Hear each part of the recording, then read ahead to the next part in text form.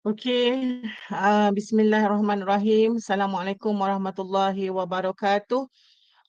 Tu yang dihormati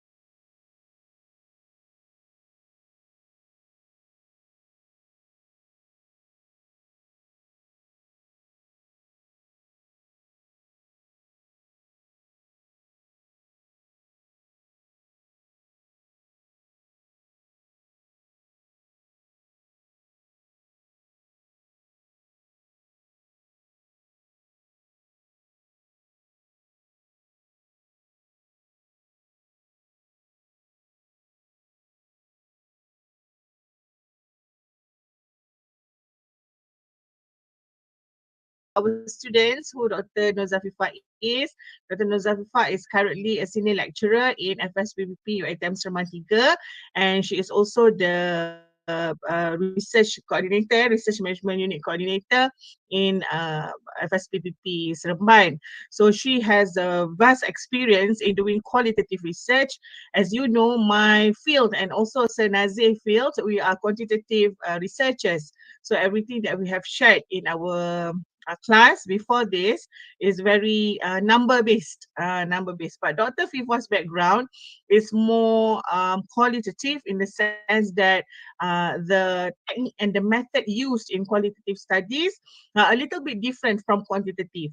The basic principles of research are still the same. It is just there's a slight difference in the research design, research methodology, and also the data collection and data analysis technique.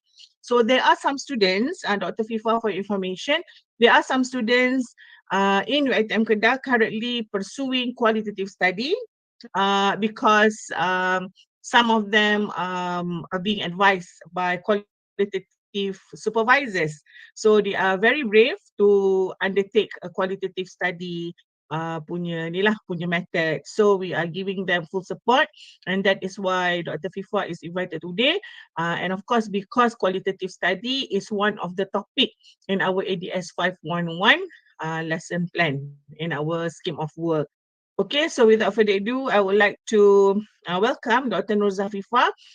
We have until 11 for your lecture, and maybe we can have some Q&A after that. Over to you. Okay, Bismillahirrahmanirrahim. Assalamualaikum, salam sejahtera semua. Okay, thank you very much. I am so grateful. I would like to extend my gratitude to PM Dr. Azlin Ahmad Zawawi to invite me for this particular session. But I believe that this is not a lecture, but it is more on sharing session throughout my journey with qualitative research. Okay, hi Encik Nazir.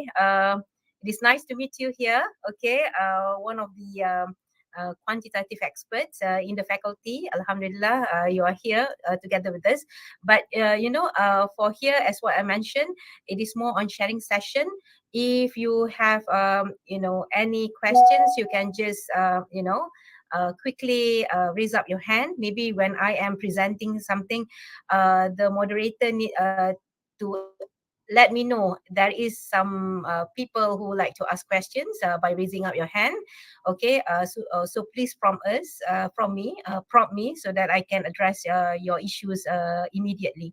Okay, but anyway, today I'm going to do some activities with you. So I am requiring you now, if you don't have a Mentimeter in your smartphone, can you please, maybe we can take 1 or 2 minutes for you to download Mentimeter into your smartphone. Is it possible to do that? So maybe we take 1 to 2 minutes for you to do that. All right, Mentimeter. Biasa dengar kan? I think some of the lecturers is using that also for the activities while doing online teaching. Dr. Viva, do you have the link to download? No. You just Ke go to Google Play je? Store. Yes, you just go to the Play Store in your smartphone, and then you type Mentimeter, Mentimeter, Mentimeter. Okay. So later when I am doing the activity, I'm going to give you the code. Then you enter the code in Mentimeter. Then you are going to access the activity. Okay. Okay. So please let me know if you have done it.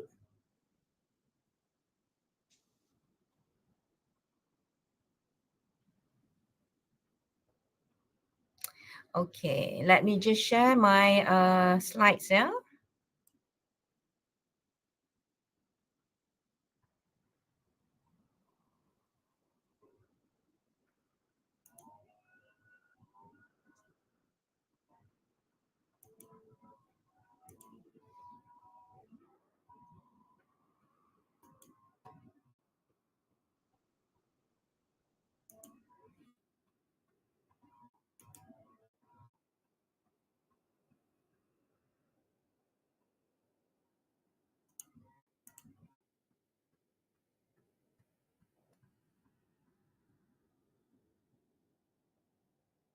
Have you all done? I need some feedback from the student. Have you all done? Yes, madam. All Yes, right. doctor. Okay, good. Okay, can you see my slide now? Yes, doctor. Okay, good. Yes, Yes. Doctor. Okay, thank you very much for the feedback. Okay, I wish that you are going to give me the feedback until to the end, yeah? So as what I mentioned, it is going to be a sharing session. Please let me know if you have any question in between of the slides. So today's presentations, I give it the name as qualitative research, understanding the depth of human experience. You know, as what you know, qualitative research is a little bit different from quantitative research, where quantitative research presenting the data based on numbers, but in qualitative research we are trying to explore human experiences in order for us to understand better about the subject matter, and at the same time we would like to go depth, okay, not breadth, okay, go depth into the human experience. So let me start with the learning outcomes. The table of contents. So I'm going to start with the learning outcomes. I'm going to give you an introduction to qualitative research. Third one is methodology, approaches, data collections. Methodology again, they would have another second phase of methodology, which is data analysis, data interpretations, and trustworthiness. And lastly, I will conclude, and we are going to do Q&A, for our sessions. So allow me to speak dual language. So I think that is going to promote more understanding. So in fact, if the students would like to ask questions in Bahasa, I very much welcome in terms of that. Yeah. Okay, so this is the learning outcome of the presentation. The first one, to understand qualitative research. Second one is recognize the methodological choices. The third one is identify the basics of analyzing field data and locate the differences between qualitative and quantitative research. Okay, so I hope that these all can be achieved by the end of these presentations. Okay, let's start with our first activity, Mentimeter. Okay, this is the code. Can you please enter in the Mentimeter and answer the questions? Okay, log into Mentimeter, enter the code and type your answer inside Mentimeter. Have you done?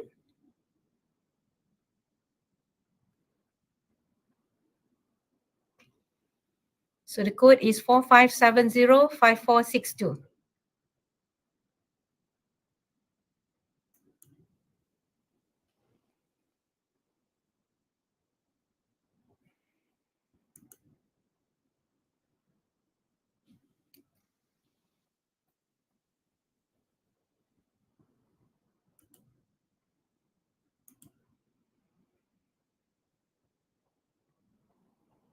Done, Doctor.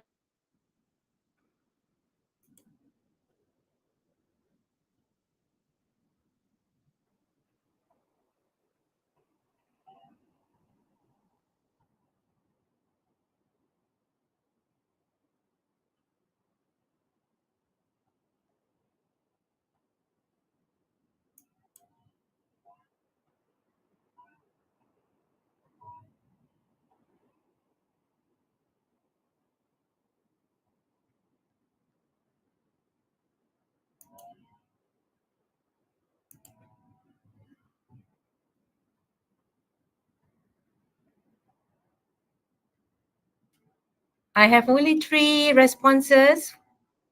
The rest kat mana?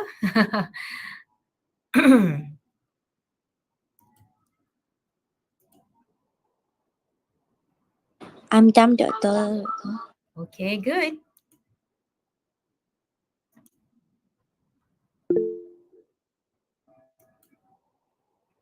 Okay, the code is, let me just share with you again. Okay. Okay, the code yang atas ni ya. Use code 45705462. Nampak tak yang I share ni? Can you see? Nampak, Doctor. 45705462. Okay.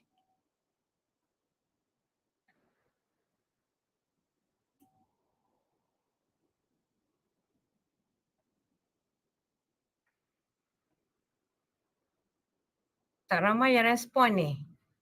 What comes into your mind when the word qualitative appears?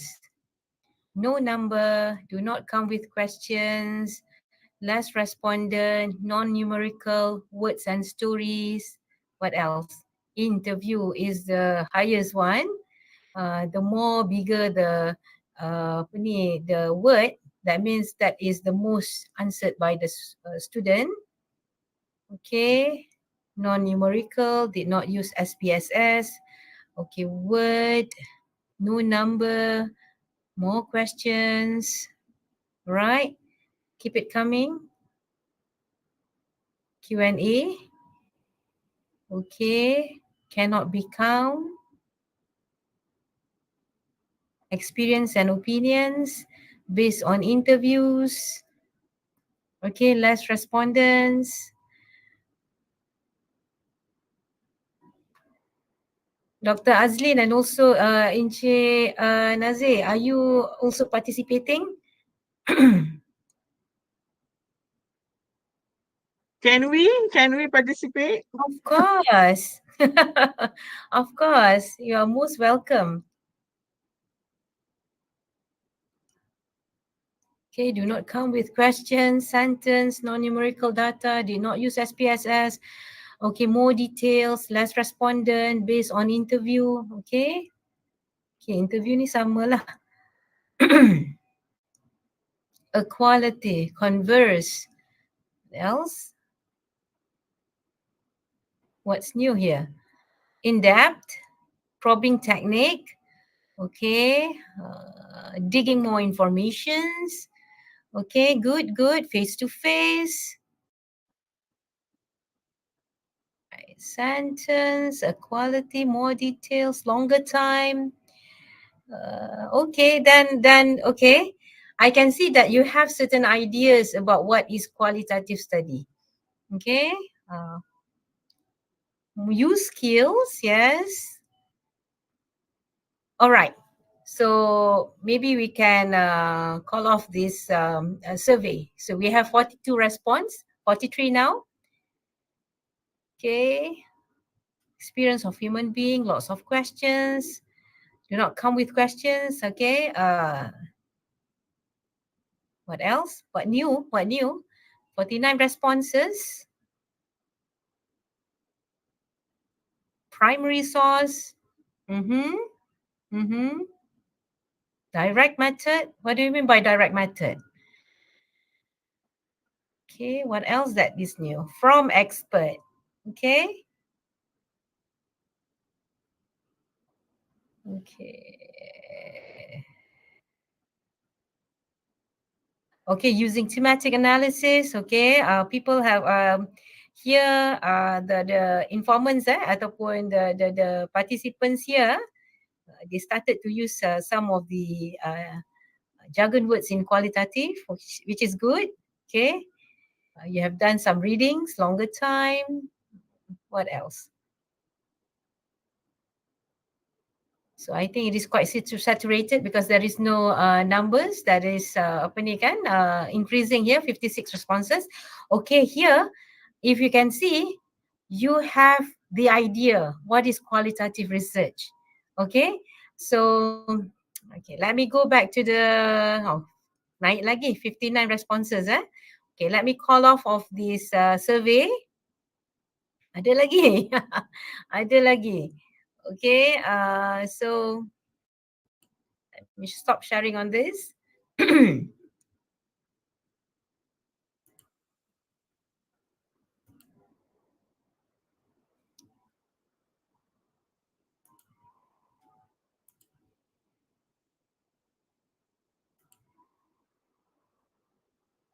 Okay, so as far as I can see here, okay, many of you have the idea what is qualitative research. Okay, some of you have started to use some jargon words in qualitative research, which is, is good because, it shows that you have done some reading. So let's move on to the definitions. So qualitative research seeks to gain insights and understand people's experience and perspective. So that means we would like to see what they think about some subject matter that is under investigation, and we would like to understand their experiences, how they experience the subject matter under investigation. All right, and that will shape their perspective in the thing that you are investigating. Yeah, and then of course you are studying social organization and human behavior. So social organization in this particular context is more on interaction. So when people started to interaction, they would gain some experiences. They would have the social relationship that are going to have that going to have a mutual, understanding, maybe a mutual things that they do together that embark experiences in their life. All right, and that would shape their human behavior. So this is what qualitative research wanted to look for. Okay, how to understand their human experiences based on their setting or their environment, their social setting. And data in qualitative study focuses on people's belief and emotional responses. And to look at people belief, it is very hard to measure, okay, unless you talk, you start talking to them, okay, then you can see how their mental map or worldview about the subject matter that you are investigating. All right, so therefore qualitative research is to look at people's experiences.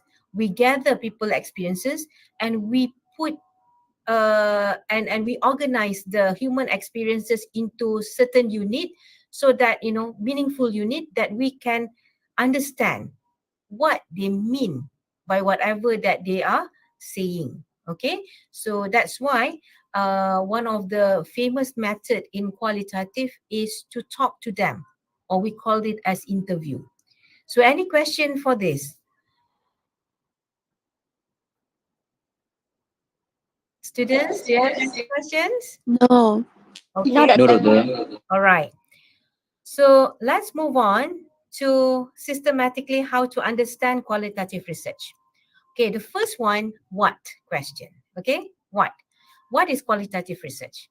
We wanted to develop an understanding of the meaning and experience dimension of human life and social world. So therefore, kita sebenarnya memberikan satu maksud ataupun satu understanding, towards what they have experienced. So this is what our aim by doing qualitative research. In fact, when we talk about qualitative research, it start with quality. Okay, so that means you wanted to have in-depth understanding about people's everyday life, okay, especially on what we wanted to look into. Okay, just imagine that you wanted to look at why people drink coffee every morning. Okay, so therefore, they would have a variety of experience. Why? Because maybe their feedback is as such that dia kata tak nak ngantuk. Ataupun yang kedua is a lifestyle. And the third one, it's good for their health. They would have a different way how they interpret their experience with coffee. So therefore, this is what we wanted to look at, the variety of experiences. And at the end of the day, when you are analyzing, you are giving meaning towards all these experiences. Okay? And then we look at when we wanted to use qualitative research. Okay? We use qualitative research because we want to explore new or complex topic, especially when the topic under investigation is rarely been done by researchers. Okay, researchers that do quantitative or qualitative research. So it is very, very rare, okay, done by the researchers. Okay, so therefore, if you wanted to explore, okay, new things, so you use qualitative research. Okay, when they did the research on COVID-19, experiences of the symptoms of COVID-19, they interview the patient itself. All right, so they are going for qualitative, okay, quality of the answers, the feedback from the patient itself. Okay, but if they wanted to look at how they cope with COVID-19, they are going to use quantitative research because they want to have a breadth answers. They wanted to see the patterns, yeah. But in terms of symptomatology, they are going to look at the quality of the data that they receive from the patient, because he wanted to understand, because even though they show uh, the similar symptom, but the way that they experience the symptom is different. Okay, so therefore they start interviewing the patient, yeah, at the very beginning when COVID-19 have started, okay, embark in our country. And then when we use this qualitative research is when your RQ stated, or you wanted to find what and how questions. Okay, what is more in terms of understanding about the subject matter, and how is to describe the processes that involve to understand your subject matters. So that's why in your RQ, you're supposed to have what and how question. Unlike a quantitative research, you would have what and why questions, okay? Because you wanted to know why this thing happened. But in qualitative research, you wanted to describe why or how this thing happened, okay, to make you more understand about the subject matter under investigation. So why we use qualitative research, as what I have mentioned just now, we wanted to study phenomena which simply not available to use, not available elsewhere. That means it is rarely been done, and ability to use the natural occurring, okay, in our social environment, okay, phenomenon, to find the sequence of how. That means sequence of how ni, the processes. You must be able to describe the processes, how this thing happened, okay, in which participant, meaning what. Okay, like for example, just now, we wanted to investigate why people would like to take coffee every morning. Okay, that is your what. Okay, but how they actually enjoy their experience. Okay, they enjoy the coffee differently. This is what how question can address. All right, I hope you understand this. Any question for this one? What, when, and why? Boleh faham? Faham, Doktor. All right, so let's move on to the next one. Okay, how? how this qualitative research has been done. The first one is we are talking about theoretical and methodological approaches. In qualitative research, we have different approaches compared to quantitative research. Yeah, we have our own research design. Okay, for example, I name few: phenomenology, case study, narrative. Okay, later kita akan tengok about these approaches in qualitative research. So that means when we talk about the distinction between qualitative and quantitative research, they would have distinction, they would have differences. Yeah, so therefore one of them is our approach is different from quantitative research. Yeah. Okay, the second one is methods and data collections. Okay, we use observations. Some of you have mentioned about interviews, ethnography, data collected from SOCMED, okay, and etc. So therefore, when we are doing our data collection, we have certain methods that might be different from quantitative research. Yeah? Like for example, ethnography. Okay, ethnography is using internet, but using the methodological approach from ethnography. So they merge. Yeah? One of my friend is doing, she's a foodie. She loves to browse food blogs. During that time, masa 2019, during that time kita ada banyak food blogs. So it is quite prominent when people are doing review over the blogs. And later on in 2020, we can see people have started to do Instagram, do the food review in Instagram. Some of them are doing it in Twitter and others. So therefore, by using ethnography, okay, you can always look at how people experience the food in different maybe region, maybe in terms of the types of food that they enjoy. So my friend did a research on the food blogs, and she classified based on the types of foods. Okay, and of course she did an interview based on the experience that people express in their blogs. Okay, it is quite interesting where she merged internet sources with using approach from ethnography. All right, and then of course data collected from SOCMED. One of my students is doing currently is doing about how social influencer, media influencer in Instagram. She narrowed down into Instagram how this media influencer um, manage their, how do I say, their stressful lifestyle. Okay, based on her ataupun his post, daily posts in their Instagram. So it is quite interesting to look at how the data develop. Okay, whenever that they have problems in terms of their sales, maybe in terms of with they have problem with individuals, with other media influencer.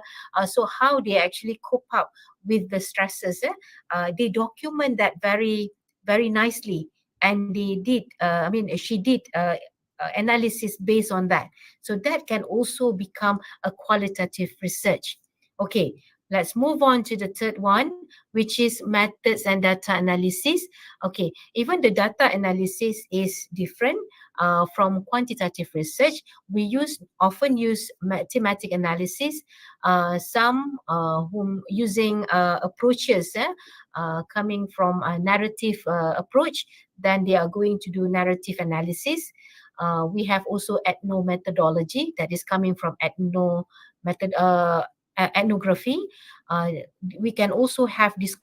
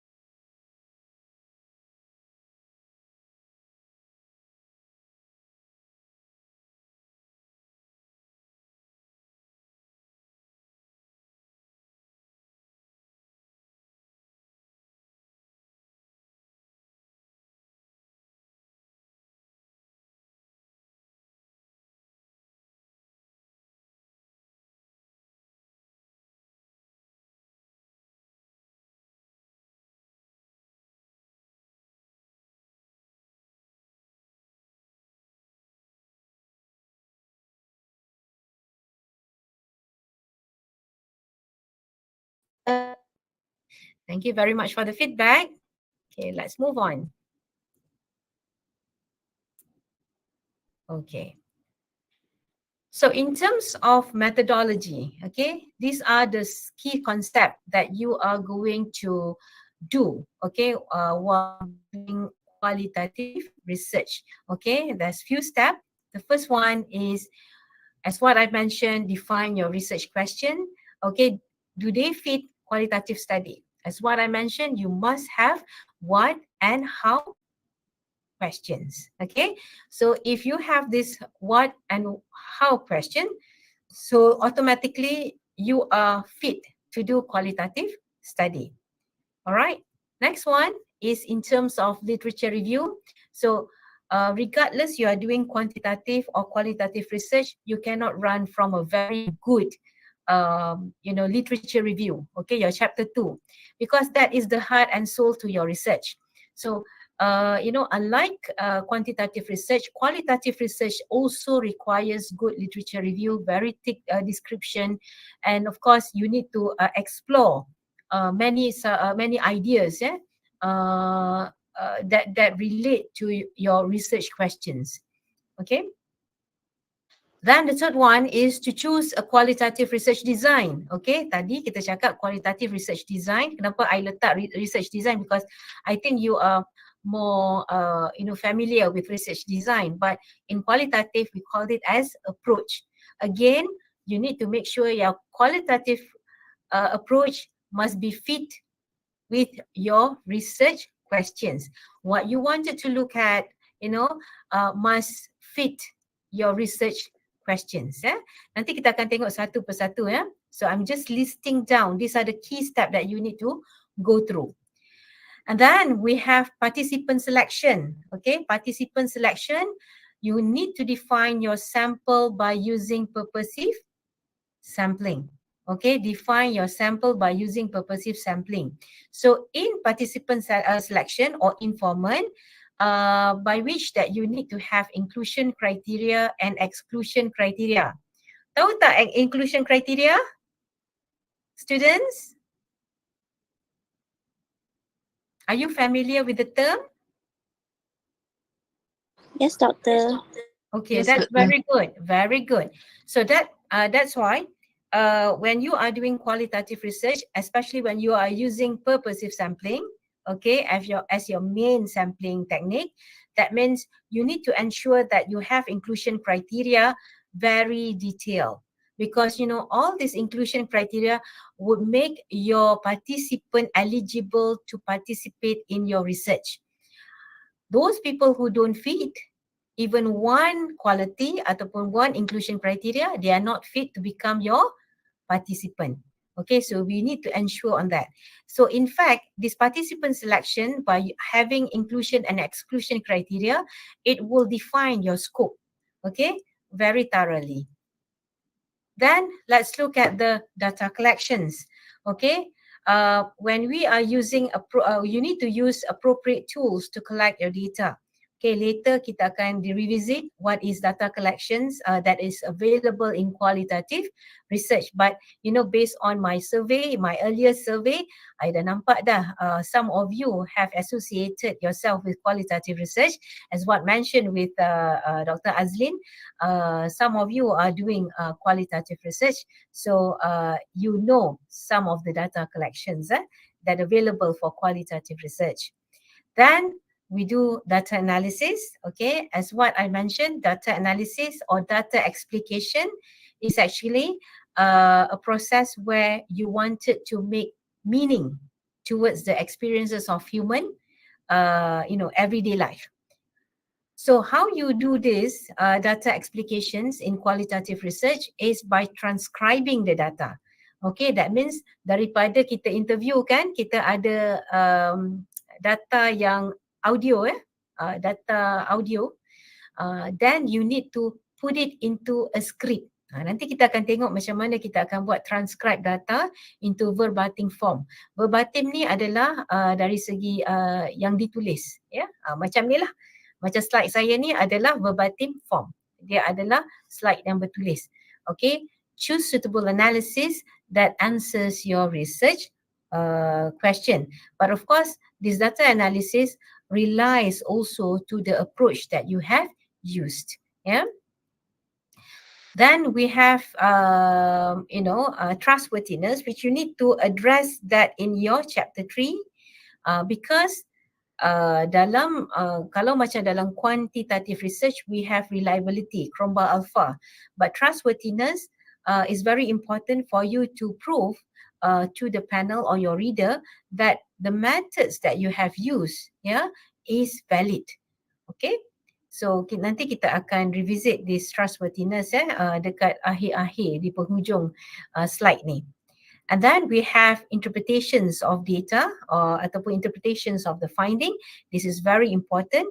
And qualitative research, because we are talking about quality, that means you are going to involve with thick description. So that's why when I was enrolling my PhD, my supervisor said that, qualitative research is meant for those people who are very good in the written report. That means kalau you buat dalam bahasa Inggeris, that means you are very good in terms of the language. Kalau buat dalam bahasa Melayu, then you are very good in bahasa Melayu. Okay, because you are required to do thick description. Okay, you need to describe very thoroughly, very depth, about the human experiences. Because later on, you are going to use all the data that you have described, okay, to analyze. And in fact, when you are doing analyzing, you need to do justification. Why the analysis have been done in such a way? Why you said that the theme emerged is such, all right? And then what is the meaning of the themes that emerge in the data? So you need to do a lot of thick description. But I believe, that qualitative research is actually work in progress. Okay, even somebody yang memang mungkin tak berapa pandai dari segi penulisan, because novice researchers ataupun penyelidik yang baru-baru berkecimpung dalam bidang penyelidikan ni sebenarnya they are work in progress. So kalau sesiapa yang buat qualitative research, I hope that you can continue writing every day. Satu paragraph pun tak apa, because that is going to be exercises for you, a very important exercises, because you need later on you are going to do thick description. So bila kita dah biasa menulis and then lepas tu membaca dan menulis, so at the end of the day you are going to have some framework inside your mind how the report should be written, okay, in thick description manner.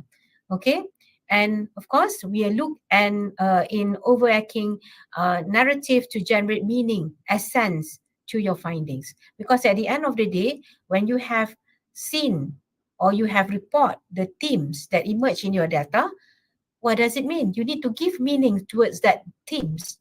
Okay, barulah data tu bermakna. If you fail to do so, so the data is half cooked, I would say. The data is half cooked where you cannot create meaning. You cannot give the understanding about the data that just emerge in your findings. All right. So itulah the trick when you are doing qualitative research, because you need to do a lot of thinking. Your data analysis requires you to do a lot of thinking to give meanings. Apa maksud dia? Okay, bila data tu dah emerge, ya. I hope you understand me, but please ask me question if you don't understand, ya. Okay, lastly, you need to look at ethical consideration. Okay, I believe that all of you need to go through ethical clearance, okay, at the faculty level. Okay, that is one of the stage that you need to go through, so that some other experts can view your questions, whether it is super sensitive or maybe it is minimal risk, yeah, things like that. But you must remember that when you are interviewing, okay, you approach any of the participants, all right, you need to make sure that you have your informed consent there. Before you interview the informants, you need to get their signature as a consent for them to be interviewed. Okay, that is very important. All right, because sometimes when we this is to protect lah. At the end of the day, the informed consent is to protect your subject. Okay, especially when you are interviewing subject that is very highly sensitive. Okay, let me share. When I was doing my PhD, I am interviewing a patient with depression. That means I recruited them from the hospital because saya ni bukannya medical background. So I need to get the help from the doctors to identify siapa yang ada depression, siapa yang tidak.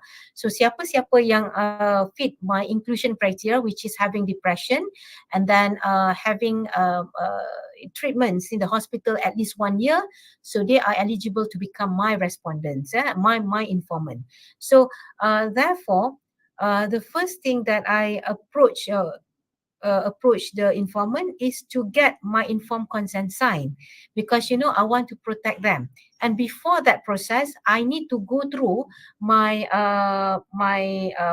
application in the hospital. I did in USM, so I need to fly to Kubang Krian in HUSM, presented my proposal, and then Q&A, having Q&A with the members of ethical clearance bodies, the institutions, research bodies in HUSM. And one thing that they mentioned to me is that make sure, because this is high risk, not minimal risk. So they mentioned to me, make sure that whenever that you are interviewing your patient, because I've been given a room to interview all the patient, they are worried about my safety. Okay, so they said that whenever that you go to the room to interview your informants, make sure somebody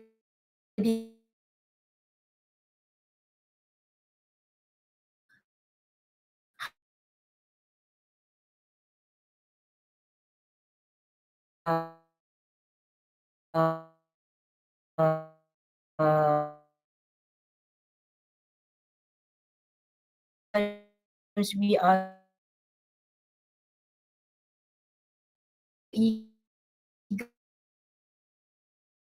to protect, dia akan tolong kita untuk melihat balik whether what the question that we impose to we ask the subject ataupun the informants is not tarnishing their morale, and also we doesn't want to be, of course the university doesn't want to be sue by the informants, because maybe the way that we ask questions, and or maybe the way that we reporting on our our research findings. So therefore, ethical consideration is very, very important to protect yourself as a researcher, to protect the subject, okay, ataupun kita punya informants. Okay, these are all the key steps that you need to go through, okay, if you are doing qualitative research. Okay, so here is the approaches in qualitative research. Okay, there's a lot more. Okay, but for this class, and even myself personally, I love to follow Creswell and Porth, 2016, saying that this 5 qualitative research approach is usually used by qualitative researchers. Okay, so I just highlight these 5. Tapi sebenarnya disclaimer there's a lot more. If you go to Miriam, okay, Miriam said that they have at least 9. Silverman said that they would have 11. Okay, other researchers would define differently lah. Banyak sebenarnya dekat luar sana, but I just highlight only 5, okay, for you to choose from. But you can choose others if you wanted to use other methods in qualitative research. Itu tak salah. But for this presentation, I focus only 5. Okay, we have the first one, narratives. Narrative ni, as what it has been defined as word, narrative ni bercerita, is actually a story told. Okay, that means it based on the story that been transmitted to you as researchers. Then we have the second one, phenomenology. Okay, phenomenology is studying about life experience, people experiences. Okay, you gather them and you analyze the life experience. The third one is grounded theory. Okay, selalunya qualitative research ni bila I dengar my student cakap, oh kita nak buat grounded theory. Okay, actually grounded theory is not something very simple to be done ya. Even kalau macam qualitative researchers pun, I rasa ramai yang not opt for grounded theory unless the subject is very timely to be researched and rarely been done by other researchers. Then you need to go for grounded theory. Okay, but of course, grounded theory, as the name is that your aim by doing grounded theory is to generate a theory. Selalu kita guna teori, tapi now dia nak generate a new theory. So memang kira power lah kalau orang boleh buat grounded theory and they can come up with a theory that can be used by many people. Okay, that's very good. And then number 4, we have ethnography. Okay, ethnography ni selalunya dia kaji pasal culture, pattern of social cultural. Okay, selalunya kita tengok ethnography ni has been used kalau macam traditional sociologist, dia selalu menggunakan dia menggunakan kajian ini kepada remote areas culture, contohnya orang asli, okay, orang-orang yang memang remotely from urban areas lah. But nowadays you can see that the pattern have changed. People have started to use ethnography by studying office politic culture ataupun office ataupun organizational culture, okay, by using ethnography. So it is very interesting transition. So ethnography bukannya cerita dari segi kaji orang-orang yang di remote areas ataupun orang-orang asli yang kurang dari segi kemodenan. No, sekarang ni orang moden pun dikaji melalui kajian etnografi. Okay, but the most important thing, the gist of kajian etnografi adalah patterns of socio-cultural. So that's the aim. Then we have lastly case studies where we have an issue and we wanted to explore through cases. Normally in case study ni kita akan tengoklah sama ada kalau macam contohnya daripada case COVID tadi, maybe kita tengok dari segi hospital yang paling tinggi, okay, ataupun state yang paling tinggi statistiknya. So we wanted to understand why that state have caught up very high in terms of the statistic. Maybe case study ni kita nak cerita dari segi women leadership in organisation. So kita ambil 4 ke 5 organisasi yang mempunyai women leadership to understand how the organisation promotes women to become in a high ranking in management, kan? That can be used this particular approach, yeah. Okay. So let's look at narrative. Okay, the first one is narrative approach. This narrative approach pun dikenali sebagai autobiografi. Pernah dengar kan? Kadang-kadang ada setengah kita ni suka baca buku autobiografi. And believe me or not, this biographical research is sebenarnya dia boleh buat buku kepada the finding can be done in a book form. Okay, why? Because we collect the narrative. Maybe you wanted to look only one particular person. Then you would do some biographical research, okay, and we called it as autobiography. This is based on the narrative yang diceritakan oleh orang yang mengalaminya. Okay, contohnya kalau kita tengok sekarang ni hari tu I tengok dekat Netflix ada yang bercerita mengenai PM kita PMX kita. Ada yang cerita pasal Tun Siti Hasmah dan dia buat filem. So actually that is actually biographical research. Okay, it is based on the story told. Dan bila kita buat research, of course bila kita buat autobiography in terms of film, kita menceritakan balik. Tapi when we do research, our reporting is a bit different from the film where we give the story into meaningful unit. That means kita kena classifykan dia. Okay, cerita ni, okay, kalau contohnya yang ini masa dia melahirkan anak. Okay, these are the challenges. Okay, phase 2 bila dia membesarkan anak lain pula. Lepas tu husband dia meninggal contohnya.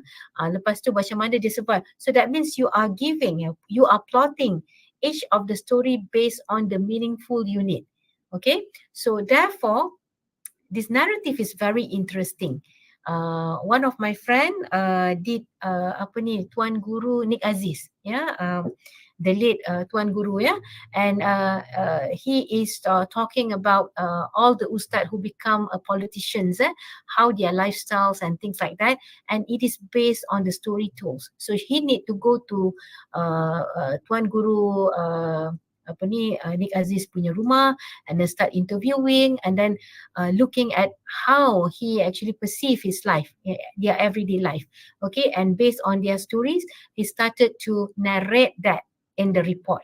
Okay, and of course, when they narrate in the report, in the analysis part, he started to give meaningful unit. Okay. So stories from person who experience event under investigation, and they collect this story and write narrative of the experience. But of course, narrative ada juga challenges dia. One of the challenges dia is that you need to unveil the figures that you have interviewed. Okay, contohnya kita tahu, kalau kawan I dia interview Tuan Guru Nick Aziz. So kita tahu that dekat dalam cerita tu adalah mengenai Tuan Guru. Okay, so normally kita akan buat dari segi kita akan camouflage. Kita akan buat pseudonym. Kita takkan reveal that particular informant in order for us to protect. But in narrative, normally we are going to unveil. Okay, but of course, this is with their consent. So when with their consent, so we are safe in terms of ethical considerations. Okay, so it is going to a bit challenges lah, especially when you have interviewed, then they kata, I decided not to give the story to you. So you need to drop this particular figure of that you have interviewed to become part of your narrative analysis. So itu pun juga challenges dia. And then satu lagi, when we rewrite the story, sometimes we are so engrossed with the story that we write with our own values. Kita tukar tambah sedikit, okay, of the stories. So that is another question where we can see who owns this story. Is it the researcher ataupun the figure that we have interviewed as our informant? Alright, so again, narrative is not easy to be done. You need to have very good guidance from your supervisors to do narrative. Okay, so it is very interesting to have narrative. If you are doing maybe in terms of women leadership, maybe in terms of directorship, maybe in terms of some figures who are notable in our country, to look at how they actually become from zero to hero. So this is very interesting to use, approach to be used. Okay. Let's look at the second one, which is phenomenology. Okay, phenomenology. I use this phenomenology in my research during my PhD. It's also not easy to be done, but it can be done.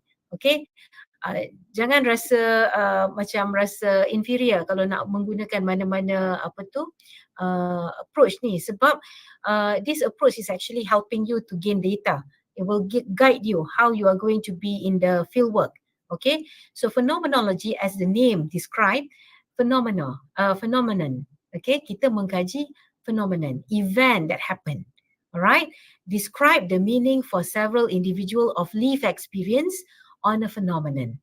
Okay, so that means like myself, I am studying about patient with depression.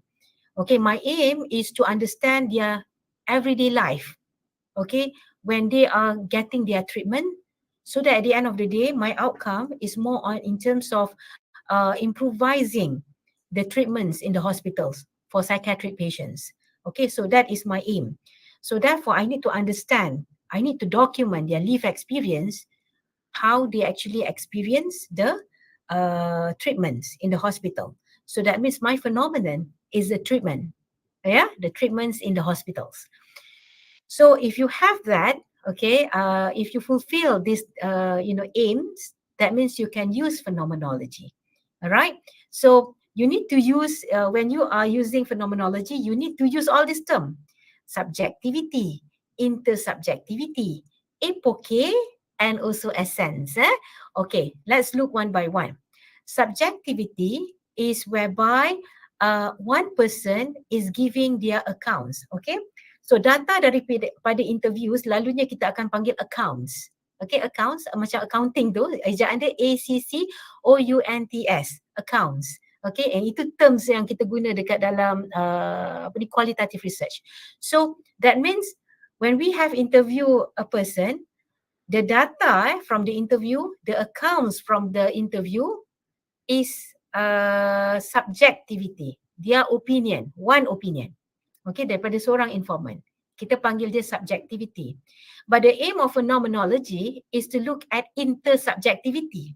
Alright, whereby we are collecting a pool of people who are experienced on a phenomenon under investigation, and we look at the patterns of all the answers, of all the accounts of these informants. Ini kita panggil intersubjectivity. Okay, and then when we are doing interview, we need to bracket ourselves.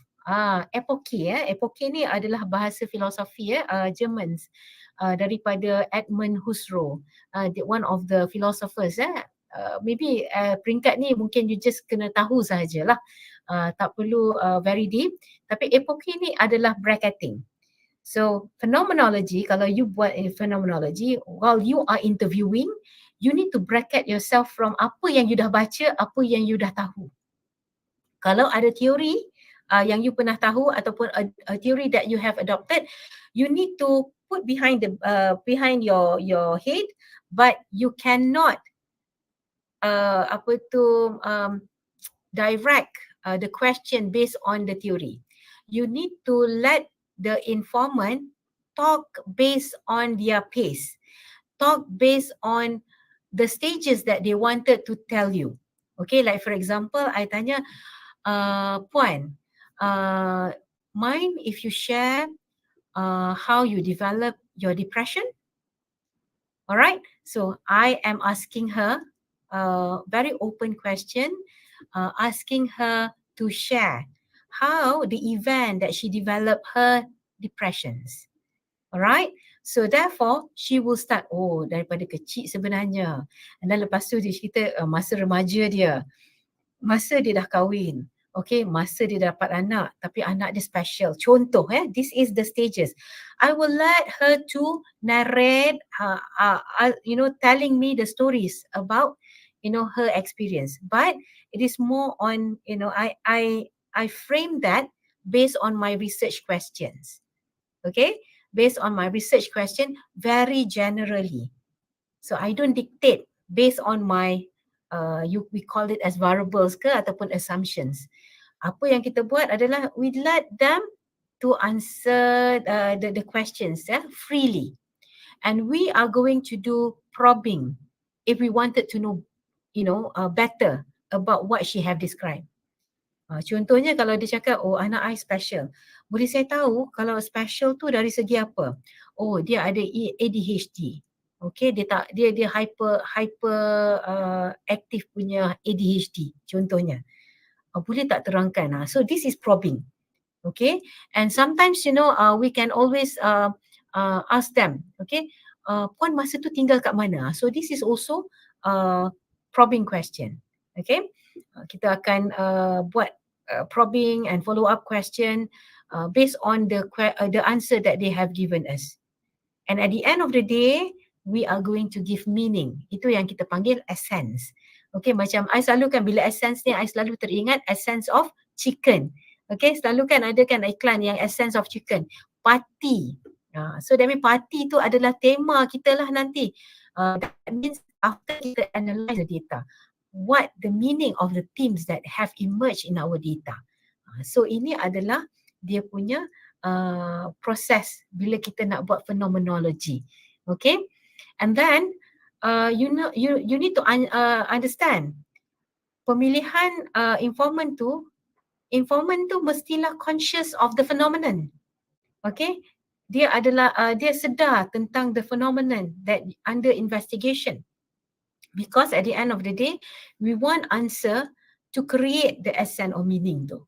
Okay, kalaulah you just simply ambil informant tetapi dia tidak address ataupun dia tidak sedar akan phenomenon ataupun event yang terjadi kepada dia, okay, based on our question, so you tak akan dapat reach data dekat situ.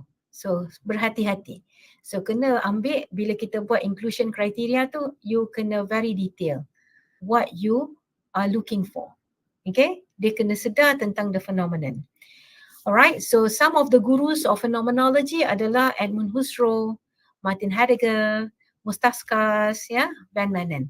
So I just list this down because if you are interested to use phenomenology as your research approach in qualitative research, so maybe you can read all these figures, to understand how epoche or maybe how to create essence from the intersubjectivity happens. Okay, so far so good. Are you okay?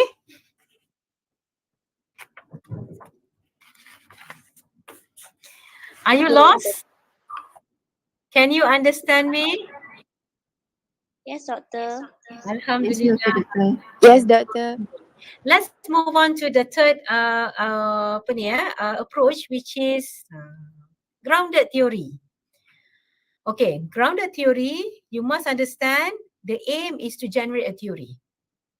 Okay, the aim is to generate a theory. How?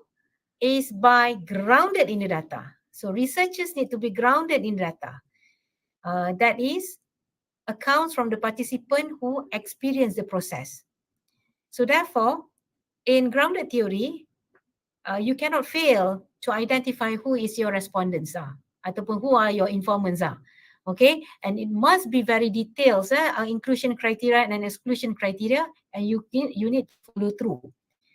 Why it says that you need to be grounded in the data? Because you are going to collect a lot of data to understand the event, because the event is rarely been done or researched by the other researchers, and you wanted to understand the event. And maybe sometimes that event is very new, okay, newly emerged in our country, but you wanted to understand, you are in dire to understand why this thing happened. Okay, so therefore you need to do grounded theory, because there's no theory can explain the phenomenon. Okay, method that you are going to use all possible methods to gain insight to generate theory from the data. You are going to use qualitative, maybe you are going to do mixed method, multi-level method, maybe you are going to do quantitative research, and everything combined. Semua you buat because you wanted to gain insight towards the rare event under investigation. Okay, so methods ni memang there is no limit. Okay, there is no limit. You can use only quantitative. You can use only qualitative research. You can use mixed method, multi-level method. Okay, maybe you can combine qualitative, quantitative. Then you go back to observation. Then you can interview. You can do some survey. Maybe you can, this thing is to gather all the possible data, and you are going to be grounded in the data to understand what are the pattern emerge. From there, you are going to create some, framework that later on you can come up with a theory. Okay, faham so dia banyak kerja. Grounded theory ni banyak kerja. But once you can come up with a theory and your theory is practical, can be replicable, it can be useful for social scientists. Okay, people are going to quote you because of the theory that you have done. But of course, they will come with challenges. The grounded theory ni comes with package. Semua approach ni come with package. Challenges dia, no theory guided at the early stage. Okay, no theory guided at the early stage, especially when it is rarely been done by other researchers or it is a new event in our community, new event in the world. Okay, might find empty categories. Sometimes you dah buat data collections, tapi you cannot make sense of the data. Boleh juga. Okay, sebab mungkin kita silap collect data because you don't understand the data. Okay, so you terpaksa drop that thing, you kena guna method lain, you kena guna, mungkin you need to specify back your purposive sampling, siapa yang you nak jadikan informant. You kena redo balik all over again. And of course, it is time consuming. Now, buat theory is not easy. Of course, you need to test, retest, and then sometimes you need to go back, to your objective. Then you come back. There ada back and forth punya, processes. This is what grounded theory are. Okay, and grounded theory ni normally been done lah by scholars yang besar-besar. Okay, macam Strauss and Corbin, ya. Kita ada banyak sangat lagi yang nama yang besar-besar yang membuat grounded theory, especially yang memang expert in the field, subject matter, especially when their aim is to come out with a theory. Okay. Alright. Next one is ethnography. Alright, ethnography ni, as what mentioned in earlier slide, is that we want to study socio-cultural. Okay, study people within a culture. For example, a group of people, maybe in terms of clan, which includes their language, ritual, economy and political structure, life stages, interaction and communication style. Okay, so that means all these will be included in your study. So when you observe, you are going to look all this. Okay, and this observation requires you, okay, kalau macam very traditional punya methodology ataupun ethnography, you need to stay with the people that you research with the community. Contohnya community, kalau macam let's say you nak cerita pasal economic and political structure in homestays among Langkawi, Langkawi residents. So therefore, you need to stay in Langkawi with the community minimum 6 months. Okay, and there you are going to do a lot of observation.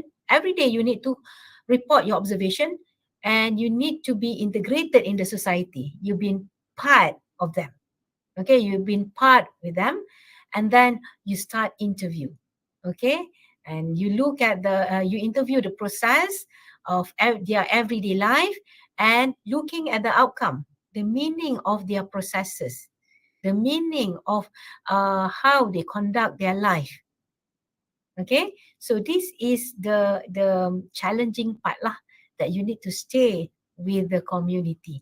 Okay, kalau macam dulu, kalau macam ikutkan kalau macam stories that you have, kalau you read about ethnography, many of these people, especially Western people, they come to remote countries. Dulu kita adalah Malaysia kan, dia ada pergi dekat countries like Laos, dia ada juga pergi dekat Indonesia, Philippines. They started to go and stay with the community and do the research. And even the method by the missionaries, okay, Christian missionaries, they also use ethnography to fulfill their 3G. Kita ada apa tu, apa ni, gospel tu kan, one of them is gospel. Bukan sahaja they stay on with the community, a remote community, but they are going to spread Christianity within the community, and at the same time teaching them, empowering them with knowledge, they educating them.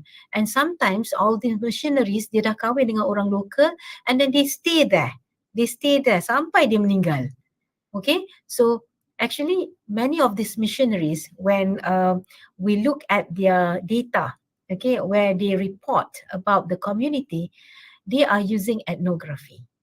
Okay, but as what I mentioned earlier, okay, sekarang kajian-kajian mengenai modern social organization, for example, organizational behavior lah, for example, kalau kita nak kaji culture in an organization, so we start using ethnography, but we don't sleep in the organization lah, but we come there every day to observe their behavior. Okay, so this is very interesting, okay, of ethnography. And ethnography also interviews the informants, the key informants, to get the data, okay, about the language, ritual, the life stages, the interactions, and others. Okay, so our target is to the entire group or clan. Bukannya seorang, dua, bukan, tak. Tapi kita target the whole group to understand their lifestyle.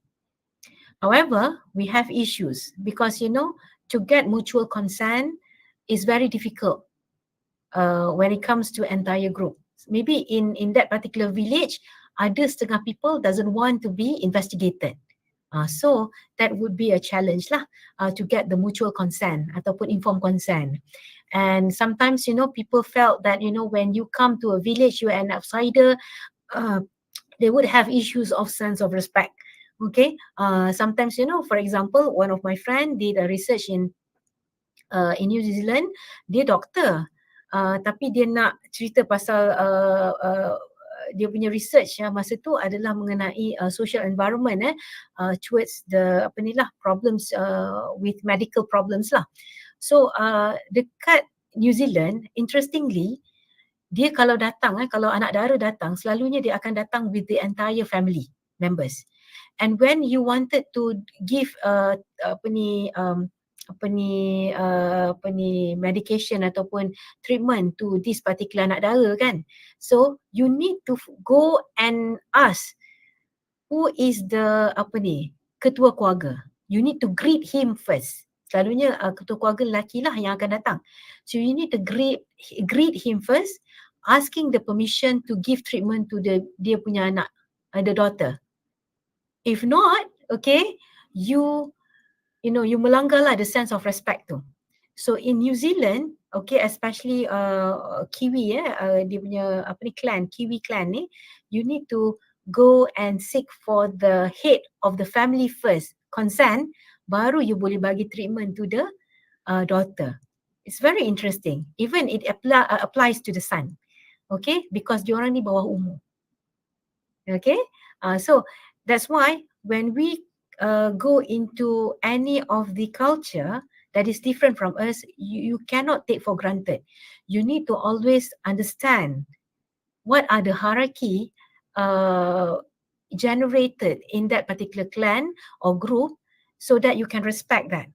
Okay, once you respect that, so the probability for you to be accepted, even though you are still outsider to the group, but you are going to be accepted and collect your data is high. So that's why you need to be very sensitive about the hierarchy. Okay, and especially when you are doing ethnography studies. Okay, so far so good.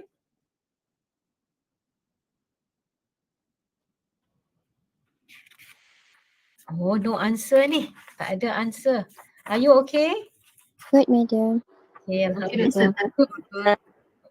Okay, last one, last approach will be the case study, which is you are trying to explore issues through one or more cases. Okay, but of course you need to have your research question ataupun your research, your problem statement. What you wanted to investigate. Okay, and you are going to use detailed in-depth data collection, for example, observation, interview, audiovisual materials, documents, and reports. And ideally, it is more on 4 to 5 cases only. Kalau banyak sangat, maybe you are going to be swarmed with that particular data. Okay, normally case study, when people would like to study organizations, they are going to use case study. Okay, case study, studying organization, it doesn't mean that you need to just perform survey ataupun you need to distribute a questionnaire. Case study can also be done in qualitative research. So you are going to look at all the data, secondary data. You started to interview the key person. You observe what is happening in the organization and report that, all that. And in terms of case study, you need to ensure that you are studying the whole, daripada atas sampai bawah, the whole organization. Bukan satu department, dua department, no. So you are going to study the whole organizations. That's why Creswell encouraged to go for 4 to 5 cases maximum. Okay. The challenges of case study is that we identify the relevant cases. Okay, to identify the relevant cases, sometimes it is very difficult. I have one of my friend who did a research, case study research, qualitative, about PFI PFI projects in Malaysia. Problem is that, you know, when she started to go, she identified 3 case studies, 3 organizations that involved with PFI. But whenever that she interviewed, they always said that, you know, oh no, this is classified. It is very difficult. No. This is very top secret. I cannot tell you. In fact, when she asked about some materials, documents in the PFI projects, it is not been released to her. So it is very difficult for her to study. So therefore, to identify relevant cases, sometimes kita tak dapat betul ke this company can give us the data. So if you have these difficulties, normally what you need to do is you need to make a decision, very quick decision, whether or not you wanted to proceed or not to proceed, or move on to the next organization. Normally we are going to move on to the next organization and, you know, eliminate the first case study that we have done. Okay. The second one is of course time consuming, because you are going to do a lot of investigation of the secondary data and also first-hand data. For example, your observation and also your interview. And again, issue of access is another problems where everybody said that, oh, this is very classified, tak boleh, this is very top secret, tak boleh nak release, or kita tak boleh bagi you interview pegawai-pegawai kita. So these are some of the problems that I have picked up from some of my friends who did case studies. So case study is very valuable if you can get access, but if you don't get the access, maybe you need to reevaluate whether you wanted to do case study or not, or maybe you are going to change in terms of the scope of the study. Okay, so I hope you understand all this. Okay, this is only the similarity of the qualitative approach. I think this slide I'm going to give you, but this is only you know, an overview how all these approaches are similar to each other. Okay, but they are different in terms of the aims of the approach. Okay, so I'm going to go fast forwards in terms of here. Okay, let's go for toilet break. Can we? Can, Doctor. Okay, Can. 5 minute toilet break. So we are going to come back at 10:26. Boleh? Boleh, Boleh, Doctor. Doktor. Okay. See you in a bit.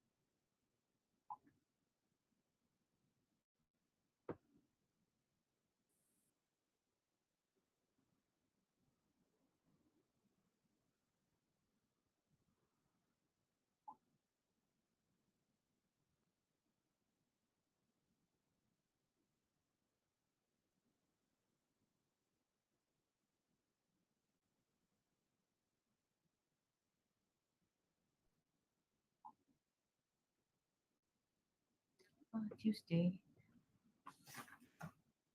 Uh,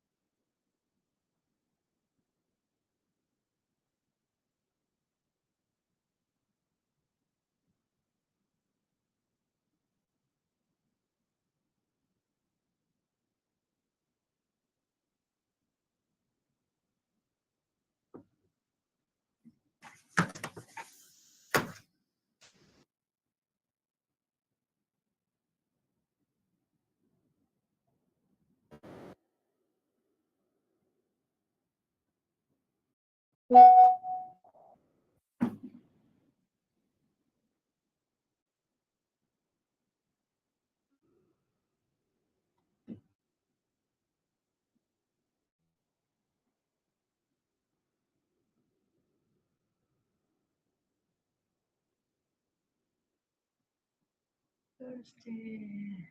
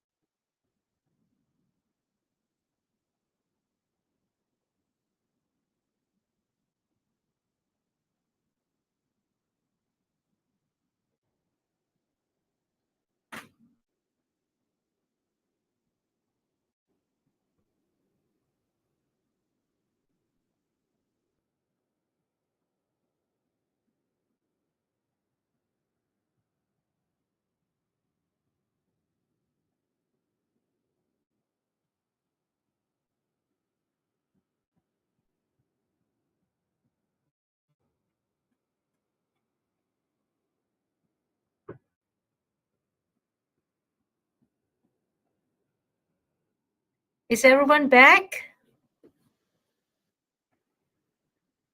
Yes, doctor. Okay. Yes, Doctor. Let's move on to our activity, our second activity. So there's some quiz for you. All right. Okay, again, with Mentimeter.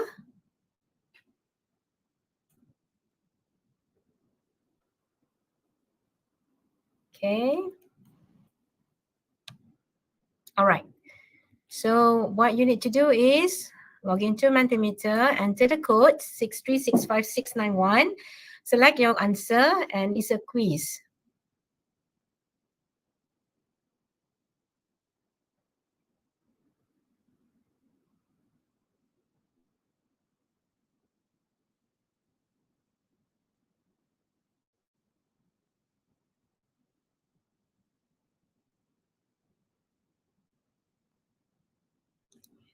Everyone have the code? Yes, doctor. All right, let me just stop sharing this.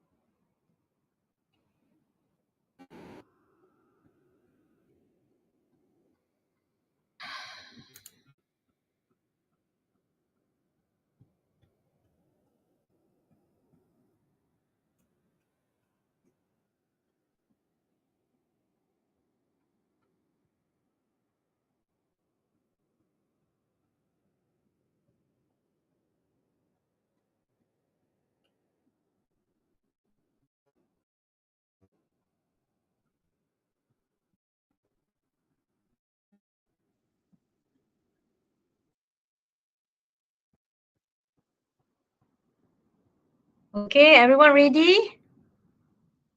Okay, 10 players ready. Only 11. Mana lagi? Kita nampak 55 kat dalam ni.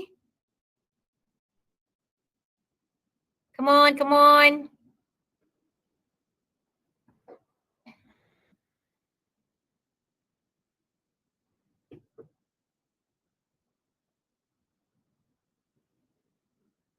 Okay, alright. Ada 12, 13 players ready. 20 je kita start, okay?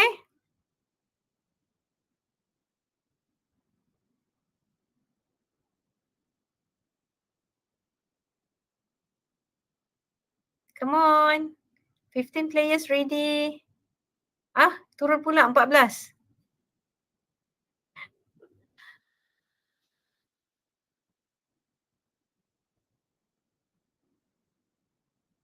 Okay. I requires at least 20. Okay, get ready nak jawab soalan ya. Seorang lagi.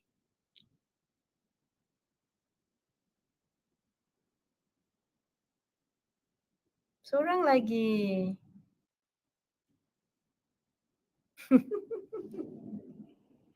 Aduh, tak muncul-muncul yang seorang ni ya. But anyway, okay lah. Okay, start. Ready, go.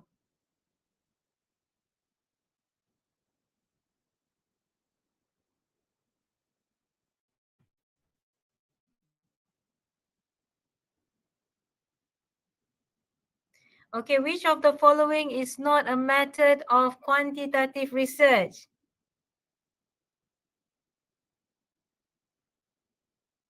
Baca soalan betul-betul.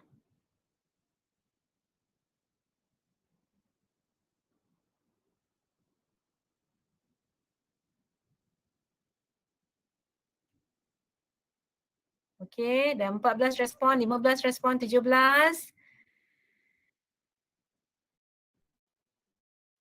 Okay, 20 saat lagi.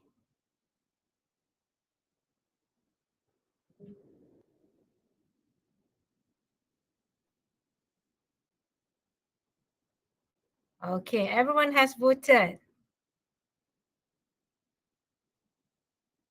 Alright. So jawapan dia adalah grounded theory. You see, not a method of quantitative research. Okay, so quantitative research, the trick is not a method of quantitative research. So yang lain ni semua adalah quantitative research. Grounded theory adalah kualitatif. Okay? Alright. Next question. Okay, tengok ni ha. Siapa yang paling cepat dan siapa yang jawab betul. Alright. Adele. Wah, Adele kat sini. Kedah ada Adele nama je. Niza. Ni tak tahu siapa. Aisyah. Auni, Siti. Vroom, Aisyah, Ribit, Maya tak dapat Okay. Next one. Okay, make sure. Alright, 19 player ready, 20 ready. Okay, this is the question.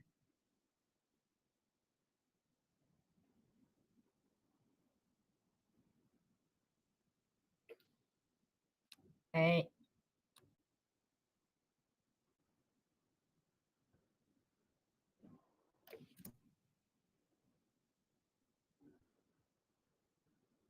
Okay, which of the following is a qualitative research design where life experiences of individuals are examined in their life world?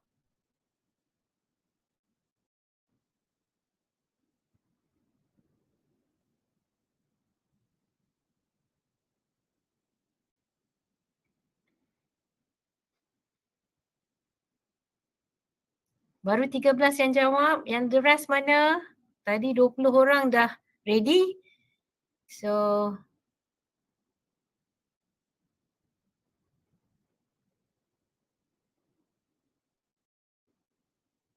everyone has voted. Okay, let's look at the answer.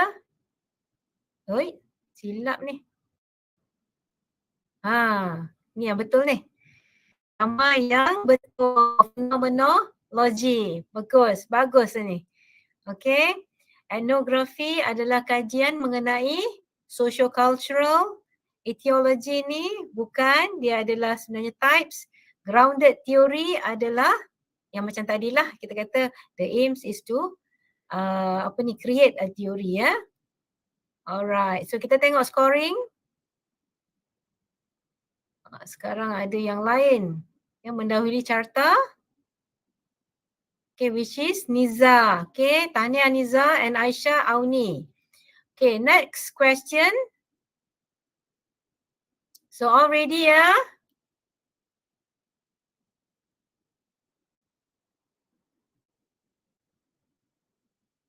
Which of the following is a characteristic of qualitative research? Come on.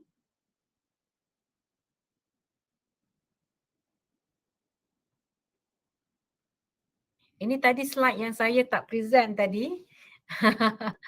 Alright.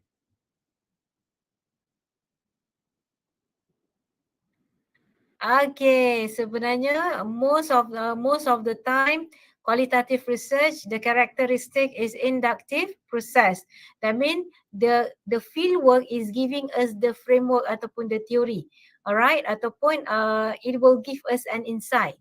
Okay, kalau deductive process is more on quantitative research where we derive from framework ataupun theory, then pergi kita collect data. Tapi inductive process is more on we go to the field, we find the data and we make conclusion from the data.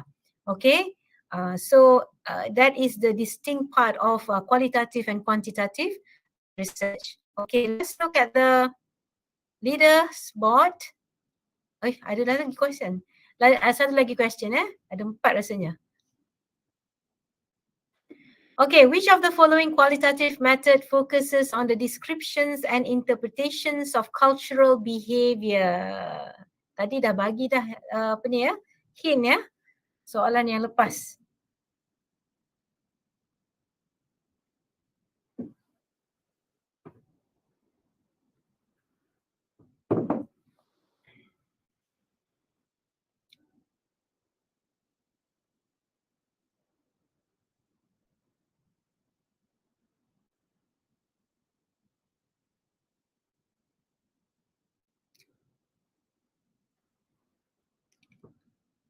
Okay.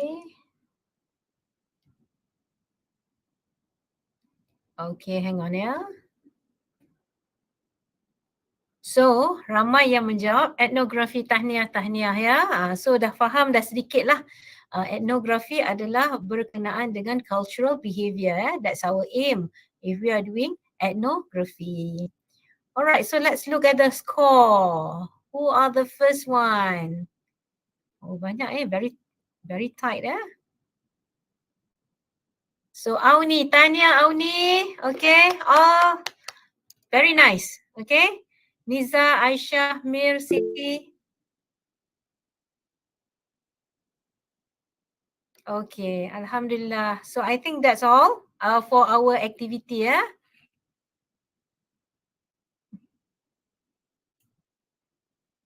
Okay, can you see my slide now? Yes, Doctor. Okay, great. Okay, let's move on to the next one. All right. So we are at the data collection part. What are the tools used in qualitative data collections? The first one is observation, okay? It's actually systematic watching and recording of behaviors. So I think I don't want to elaborate so much on observation, but when you adopted observation as your tools to data collection, so you need to know and you need to report in your chapter 3 what you are observing. Okay, many researchers fail when they declare that they are using observation. They don't report it in your chapter 3. And then in fact, in your chapter 4, your findings based on the observation is not highlighted. It is not been written in your chapter 4. Okay, so I think these are the things you need to rectify if you are adopting observations as your one of your data collection method. So you need to report it, what you see, what you are watching, and how that actually implicate your findings. And then the second one is interview. So interview ni memang biasa lah. Alright, conversation to gather detailed information.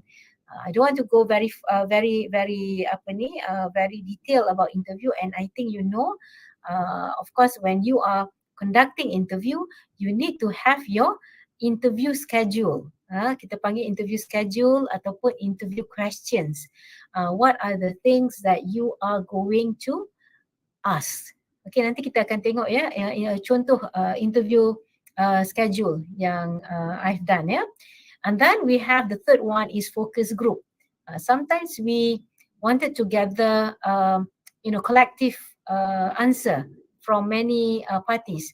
So you started to have you gather all your informants into one group, into one meeting room, and then you start asking question and then asking them one by one, okay, about what are the subject matter that you wanted to look at, okay, or under investigation. So that is focus group. And lastly is about content analysis, where you can analyze textual or visual data or for patterns. Okay, sometimes nowadays they have done pictures, okay, as one of their materials or secondary materials, or that can become your primary materials if you are you are capturing the pictures in the fieldwork. For example, if you are doing political participations, so when proses membuang undi tu, you go to that particular that place, and then you start taking pictures. All right, so that can be your primary data. All right, and you are going to take the pictures as your data about, maybe you wanted to look at symbolic interactionalism, or you are talking about how the spirit of of that particular party, okay, and you wanted to give meaning towards how they actually people's behavior in that particular situations, okay. But it can also becomes secondary data where you are referring text from text ucapan, for example, contohnya dari segi budget that have been presented by our PMX, for example. So you can always gather all that secondary data and then you analyze. This is what we call as content analysis. Okay, so how we can build our interview guide? Okay, this is a scenario ataupun a research that I just simply do. Okay, this have been done with one of the government sectors previously when I was giving some talks with them. Okay, so basically because they are public sectors, so we framed it into a public sector, and all these answers is actually coming from my participant during that talk. So I give them a research problem, okay, to understand the culture of inefficiency among members of the public sector. Okay, so they come out with these research questions. The first one is, what is the work culture practiced by the members of the public sector? Because they wanted to understand the setting. Okay, itu satu. What? And the second one is how questions.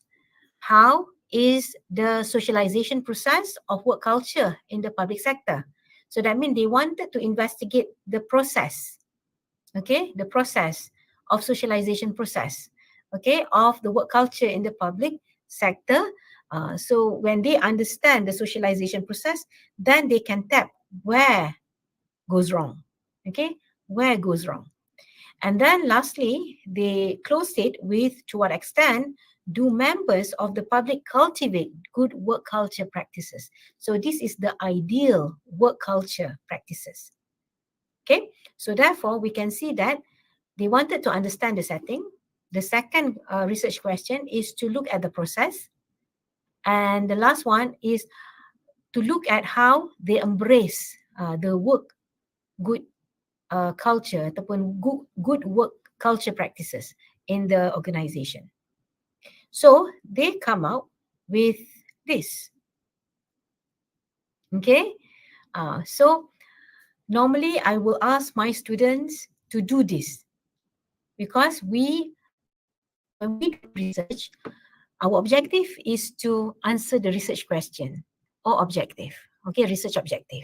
So you need to put your research objective in the table, because so that you can understand this question is to answer this research objective.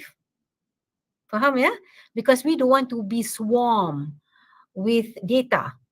So if you are doing this table, so at least you are curbing yourself from being swarmed ataupun you've been apa orang kata tu dipenuhi ataupun ditenggelami oleh information yang you akan dapat daripada interview you.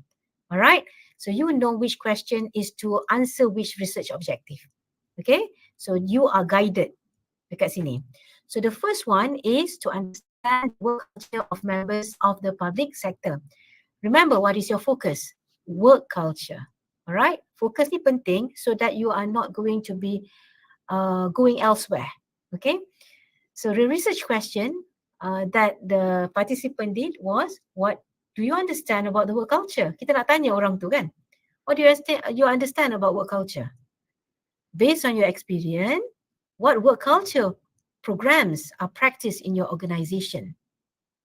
Okay, so that is going to be reflecting in terms of work culture, and at the end of the day, answering the first research objective. Let's move on to the second one, research objective, which is to explore the socialization process of work culture in the public sector. So the focus is socialization process of work culture. Okay, kita nampak kan socialization process. So they come up with two interview questions. Are there any programs that introduce the work culture of the organization? So organization ada buat apa-apa tak untuk introduce work culture, okay, to the organization? And then the second one, we ask about their experience. Can you tell us about your experience through formal or informal programs regarding work culture in your organization? Then dalam kurungan tu, alright, kita nak probing. Contohnya morning prayers, kalau sports, family day, ada tak iftar ceremony and etc. Because all this, through your reading, it can help in terms of cultivating work culture in the organization. Okay, so nanti ini dalam kurungan tu adalah all the question that you are going to ask. Ada tak morning prayers? Ada tak sports day that that encourage you to be to be participating in in the activities? So how the activities help you in terms of socializing with the others? Do you think it is very important? So these are all the probing question based on the answer given by the informant. Let's move on to the third research objective, is to identify work culture practices among members of the public sector. The focus is work culture practices. Yeah. So you come up with one question, which is, how do these practices help you in carrying out your daily tasks? Oh, bila I pergi dekat sports day tu, I kenal lebih ramai orang. Happen to be, bila I balik, I need to contact them in order for me to complete my work. So I just pick up the phone, I introduce myself, and then informally I said, remember that kita satu group lah masa sports day. Then actually after that, after that conversation, my work is very easy. Okay, I don't need to be emailing them, or maybe I need to write a formal letter in order for me to get information. So that actually helps me to work effectively. So can you see that, this kind of answer is what are the things that you wanted to answer research objective 3. Okay, so you can probe more. Okay, you can probe more, in terms of digging more depth answers from the participants. Yeah. So ini adalah contoh how we build our interview guide. So interview guide tak perlu banyak sangat question. Some of my students dia bagi banyak soalan sampai 30-40 soalan. I cakap okay, interview guide tak perlu banyak tetapi dia mesti general and we can foresee that this is going to answer the research objective. Alright, so of course you need to discuss further with your supervisors how you can form a very good interview questions. It's very general and it is not close-ended, it is open-ended so that you know the informants can freely tell what their experience are. Okay, I hope that this is going to help you, for those who are currently doing qualitative research. So of course interview is very important because interview is the process where you are gathering the data, obtaining the data, and of course they would have close-ended, they have structured, they have semi-structured, they have unstructured. But kalau macam it is unstructured, that means you are not having specific questions. Okay, you are not going to have interview schedule. You just have only one very general one general question, and you let these informants tell you about their experiences. But if it is semi-structured, normally we are going to use semi-structured, that you are going to be guided few questions. Like for example, the table that I have given you, it is actually semi-structured, which you are allowed to give, to ask follow-up question and also probing more question. So that means you are using semi-structured interview questions. But then if it is structured, you need to follow through. Inilah question kita. Kita tak boleh tokok dan tambah. Ya, so of course structured interview tu kita tak berapa galakkan lah, because the objective of doing qualitative research is we wanted to have new data coming in to our analysis, not very structured or maybe limiting the new emerged data. Okay. So interview is very important and it requires skill. And then satu lagi some of my student, when we are doing mock interview, dia banyak barge in. Barge in ni macam mana? Orang tu tengah cakap, tiba-tiba dia cut. Orang tu tengah cakap, your informant tengah cakap, then you barge, you interrupt. So do not do that. Okay, when you interrupt, you actually making a barrier that you are actually bakal mendapat satu rich data, tetapi you bagi barrier kepada rich data tersebut. So let your respondent tell their stories, their experiences. Okay, so this is translating interview into verbatim or transcribed data. So of course, when we are doing the interview, it is it is in talking manner kan, macam ni lah kita tengah bercakap kan. So kita, when we wanted to do analysis, we need to change it into transcribed data ataupun verbatim. Verbatim ni dari segi tulisan lah. Okay, so normally these are the transcribe data yang kita buat lah. Ada informant cakap, ada interviewer cakap, dia macam skrip. Okay, so that from here dia jelas siapa yang bercakap, siapa yang bertanya. Okay, and then bila kita buat macam ni, kita nampak data tu. So kita tak akan terlepas pandang data-data tersebut. But of course, when we wanted to do transcribe data, transferring data yang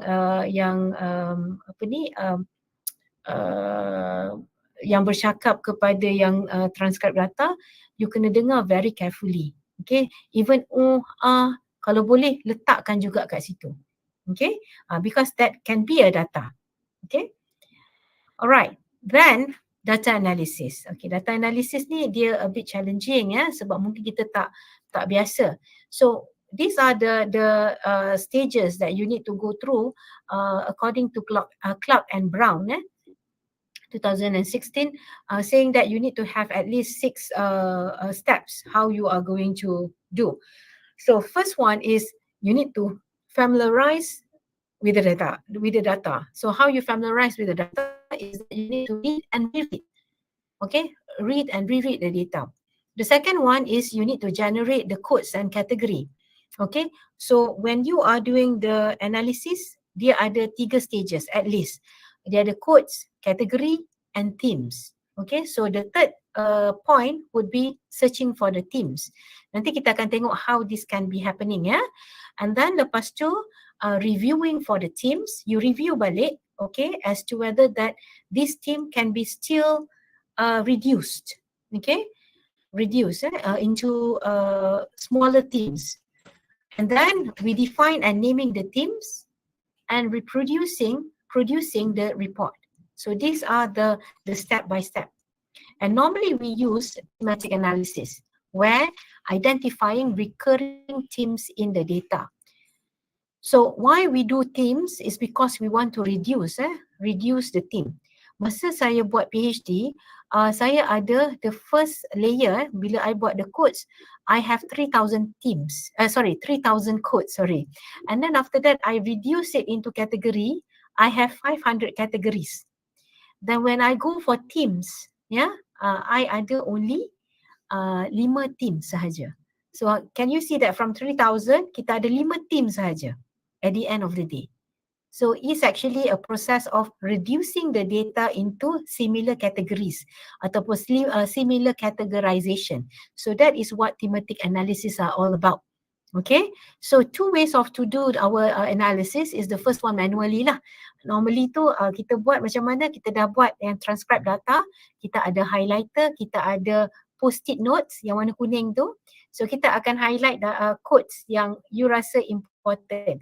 And then kita akan ambil post-it letak kat tepi tu, dan there's a lot post-it are going to be used. Kita akan tulis memo kat situ. Oh, this is good for answering the first research question.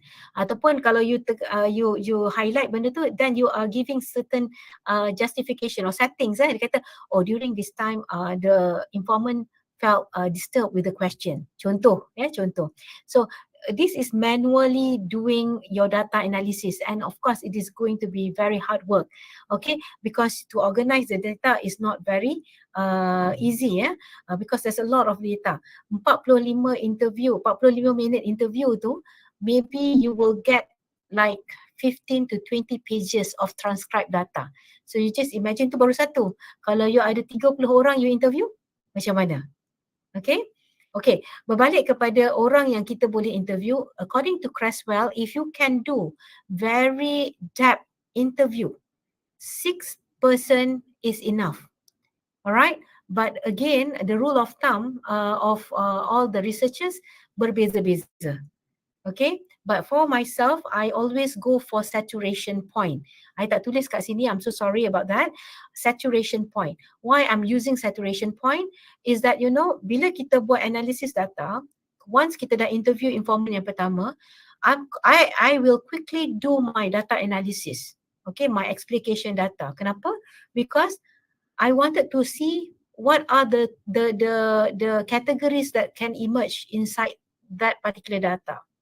Okay, and then the second interview, I terus buat data analysis. And then sampai to the extent, bila kita buat, maybe yang ke-10, ke-12 contohnya, there is, dah tak ada new data, new emerge data ataupun new categories that emerge, new answer emerge in your data. So you can declare during that time, there is data saturation. Okay, tak perlu lagi interview orang lain because you can see that data saturation dah ada di situ. Data saturation is whereby you find there is no new answer in your data based on the interview that you have done. Alright, why this is important? Because, you know, if you conduct any other interview, it might be the same findings that you will get. So you can decide to stop the data collections and, you know, start analyzing for your teams. Okay, so this is very important process. Okay, so when you are doing that, please remember you can go for any of the rule of the thumb, but my personal preference would be data saturation when you can stop your interview. Okay, so I don't dictate 6 orang ke, 8 orang ke, 10 orang dah cukup. I don't take that. And normally I will encourage my student to uh, go for data saturation. Okay, we go back to two ways to do your analysis. The second one is CACDAS, Computer Assisted for Qualitative Data Analysis Software. Kita panggil CACDAS lah as the acronym lah yang sebagai pendeknya. Okay, in CACDAS ni we have a lot of software out there. Tapi the most famous I would say Atlas TI, we have NVivo and Max QDA. Okay, and all this is not doing the thinking for you. It is actually doing the organizing, helping organizing your data sahaja. Okay, because I've been asked this question during one of my presentation because this panel is very skepticism with CACDAS using software. They said that, oh, the software does the thinking for you, for your research. I said, no, it is wrong. The CACDAS is only helping me to organize the data. Okay, nanti kita akan tengok macam mana kita organize the data. Okay. Alright, so this is how we do manual data analysis. But the same principle we used it in our CACDAS, the software. Okay, the first one, the codes. For example, contoh senang kalau kita tengok dekat sini, fruits, carrots, burger, fish, meat, fries, asparagus. These are the codes are very important from your transcribed data, for example.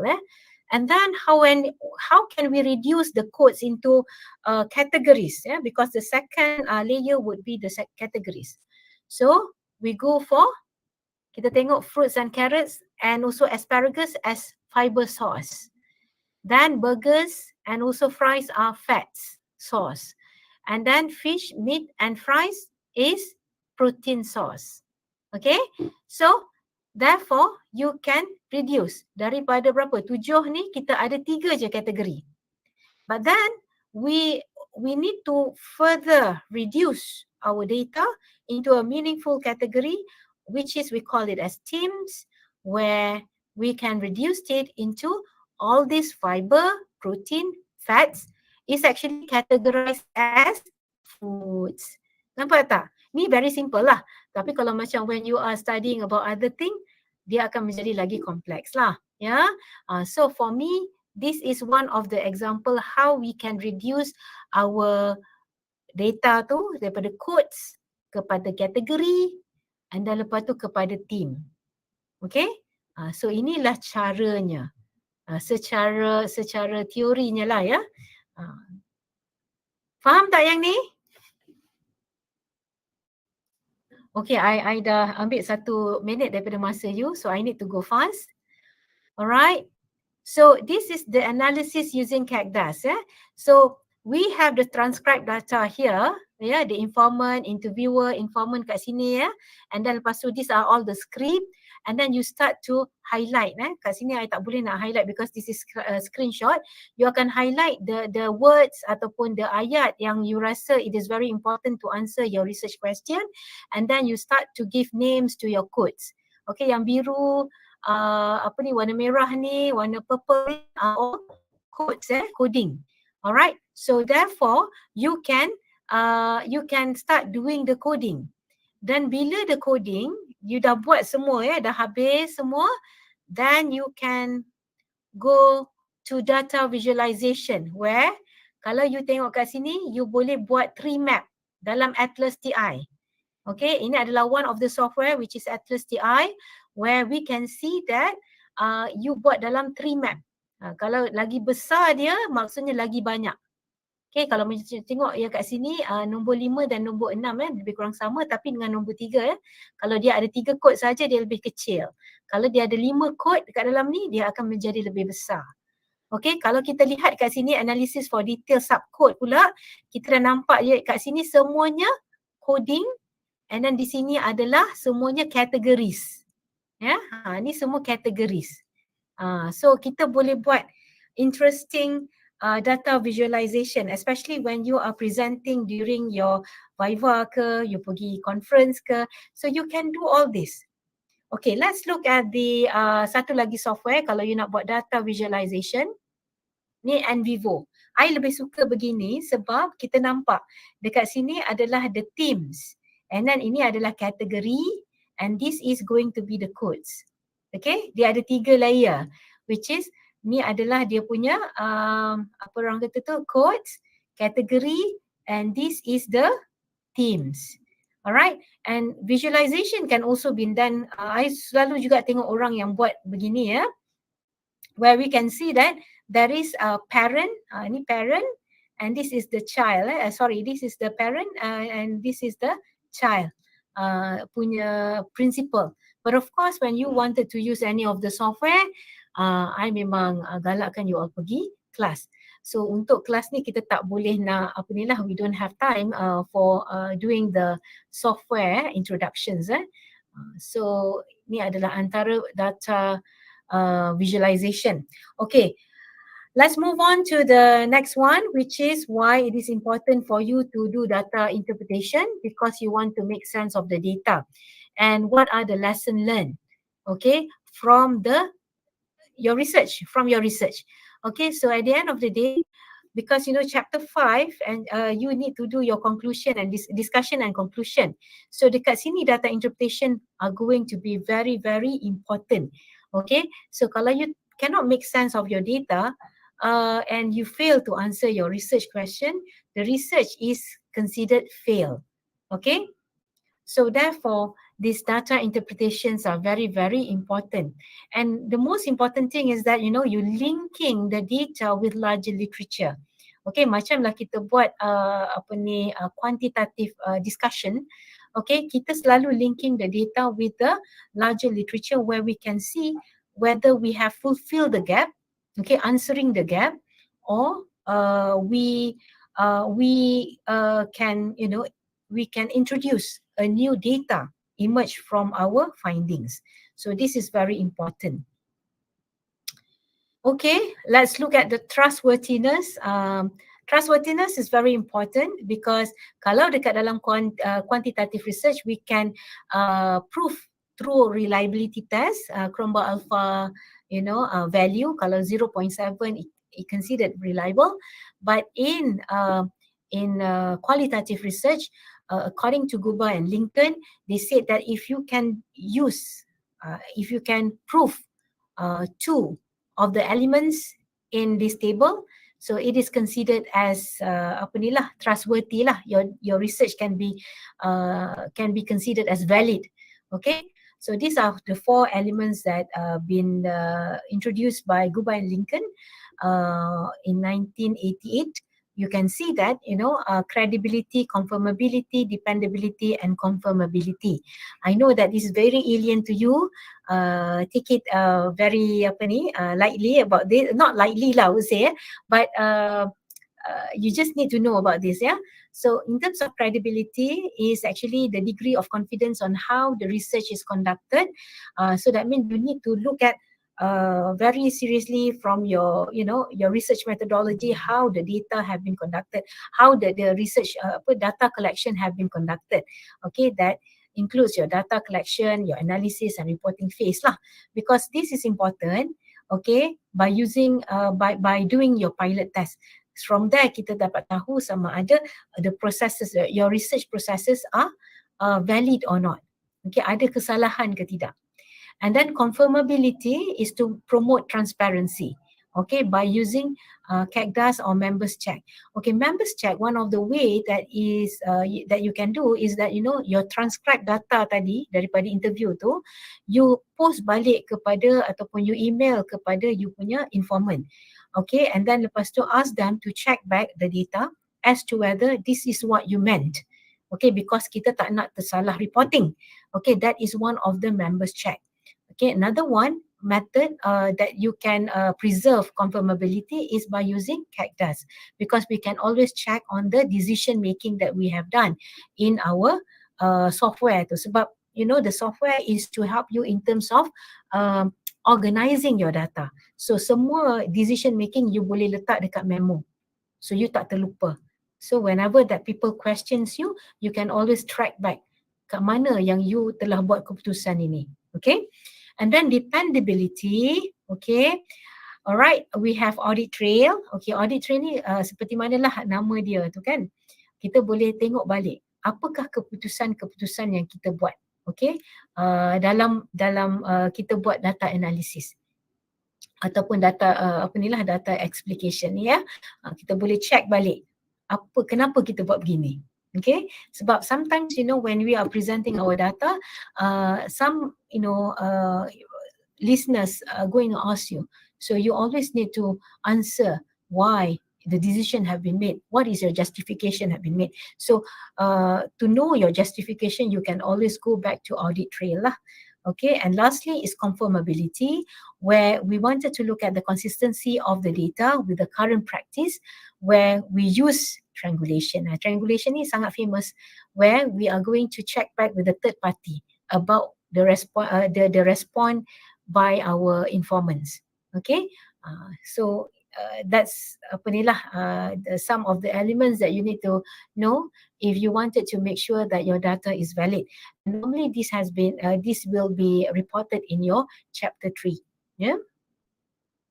Okay, I think this recap is very just to ensure that you are in the right track if you are doing qualitative research. I think here you can see how you are going to do it. Okay, and the last one is that I would like to go for the distinction between quantitative and qualitative study. The differences that you can see to make sure you understand how qualitative operates and quantitative operates. The focus for qualitative is exploring ideas, formulating hypotheses and theories. Okay, but quantitative is testing hypotheses or theories. In terms of analysis, you summarize, categorizing, and interpreting the data.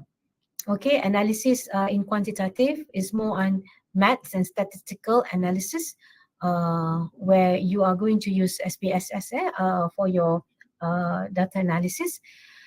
Qualitative research has been expressed in words, and quantitative research is more on numbers, graph, tables, fewer words. But again, now qualitative, based on the software, you can present your data in also graph, tables also, especially when you are using content analysis.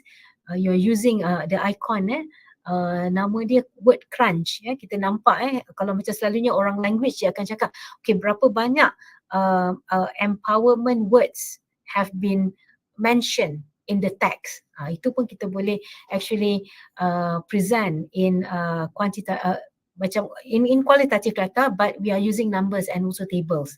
Boleh juga. Sample few informants compared to quantitative. The more respondent that you have, the more better the result will be. Questions open-ended. Quantitative research more on close-ended and multiple choice. And qualitative characterized by understanding context, complexity and subjectivity, but quantitative more on testing, measurement, objectivity and replicability. Okay, so I think these are some of the reference lists that you can you can refer if you are trying to do qualitative research. And with that, thank you very much. I'm so sorry for taking your time, 12 minutes more of the time. So I can be contacted by this number and also my email, okay, if you have any questions after this. Okay, with that, thank you. Over to you, Dr. Azlin. Thank you very much, Dr. FIFA, for the very enlightening session. Students who have been listening mesti by right tahu bahawa kualitatif dan kuantitatif punya undertaking memang sangat berbeza. Dan sebenarnya untuk penyelidik seperti kami untuk bertukar bidang, bertukar I think you're orientation. muted. I couldn't hear you. Can you hear me? Yang lain boleh dengar? Boleh, Can Doktor. Doktor. Dengar, Madam. Boleh. Boleh? Can you hear me, Dr. FIFA?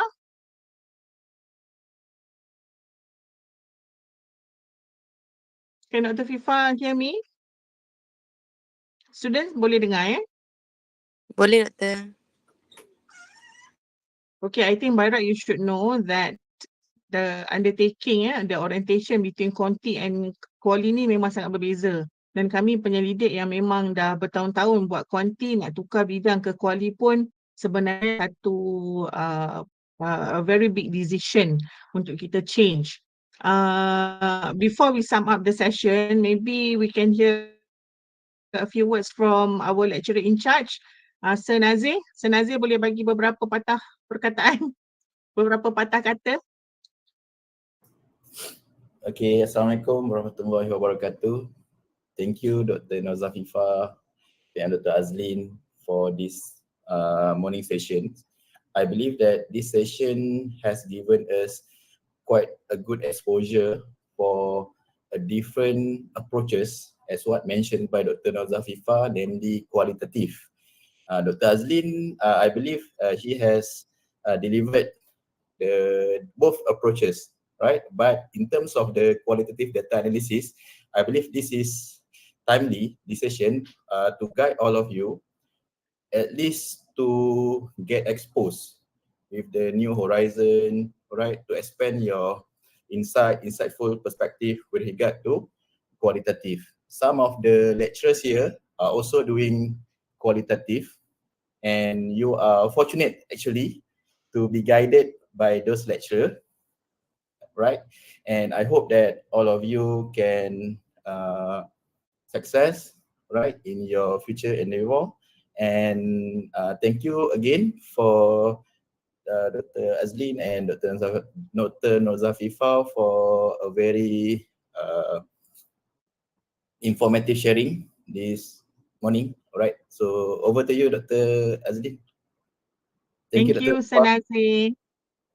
All right. Thank you, Sir Nazir. Okay, students, do you have any questions? No, madam. No. Okay, tak ada soalan ya. However, if you have any questions, you can directly contact Dr. Nozafifa, and also some students, especially macam contoh yang saya tahulah, ada Dr. Nur Adianti, memang diorang undertake qualitative punya orientation. So if you have any issues, if you don't understand, you can contact Dr. Nozafifa, and also I will supply the slides later when Dr. Nozafifa hand me over the presentation slides. Again, thank you so much, Dr. One Fifa. question, Dr. Fifa. Yes. Okay. Dr. Fifa. Yes, yes. Okay, Doctor. To what extent the UITM providing the software, I believe in terms of the NVivo or MACDAS as what you mentioned just now, Yeah, okay. or they are encouraging thematics because resources? Okay, to what extent the support of the organizations towards qualitative research, I believe that now the software of NVivo have been bought by the organizations, but it is available, if I'm not mistaken, only for staff. For the students, they are not available. That's what I know lah, to my knowledge. But you know, we encourage staff to be more, how would I say, diversified in terms of their research approach. Okay, not only quantitative but also as well as qualitative. And now we have new emerging trend where it is a multi-method and also mixed method. Okay, which you still need to use NVivo, MaxQDA, and also others. But I believe that, you know, Atlas TI, NVivo, and also MaxQDA, if you have respondent that is less than 20, if I'm not mistaken, you can still use the trial lah for 30 days. So that's one of the hacks of a student's life. You need to get the free software where it is available, it's legit to be used, but there is a limitation in terms of the numbers of informants that you can put in. Okay, ataupun the how would I say, the transcribed data that you can put in. I started with trial of Atlas TI. I can only put in less than 10, okay, because the maximum is 10. Then after that, you know, the problem is that, you know, the features are quite limited.